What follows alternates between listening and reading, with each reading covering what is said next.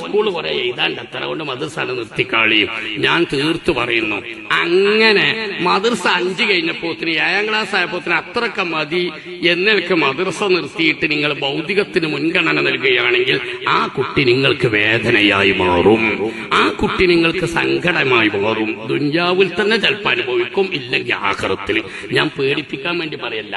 ലാ ഇലാഹ ഇല്ലല്ലാഹ് മുഹമ്മദ് റസൂൽ നിങ്ങൾക്ക് വിശ്വാസം ഉണ്ടെങ്കിൽ, എനിക്ക് വിശ്വാസം ഉണ്ടെങ്കിൽ നമ്മുടെ മക്കൾക്ക് ഭൗതിക വിദ്യാഭ്യാസമൊക്കെ കൊടുക്കും. അതിന്റെ കൂടെ ആ മക്കൾക്ക് അള്ളാഹുവിന്റെ ദീനും കൂടി കേൾക്കാനും പഠിക്കാനും ഉള്ള സൗകര്യങ്ങളെങ്കിലും നിലനിർത്തി കൊടുക്കുന്നിടത്ത് ഉപ്പമാരും ഉമ്മമാരും പിന്നോട്ട് പോയതാണ് വർത്തമാനകാല സാഹചര്യത്തിൽ മുസ്ലിം ഉമ്മത്തിന്റെ വളരെ വലിയ ദുരന്തങ്ങളിൽ ഒന്ന് എന്ന് ഞാൻ ഓർമ്മപ്പെടുത്തുന്നു. ഇനി SLC ഒക്കെ കഴിഞ്ഞ അല്ലെങ്കിൽ 8ാം ക്ലാസ്സിലേക്കായ മക്കളൊക്കെ നിങ്ങൾക്ക് ഉണ്ടെങ്കിൽ ദുനിയാവും ആഖിറവും ഒന്നിച്ച് പഠിപ്പിക്കാനുള്ള ഒരുപാട് സൗകര്യങ്ങളുണ്ട്.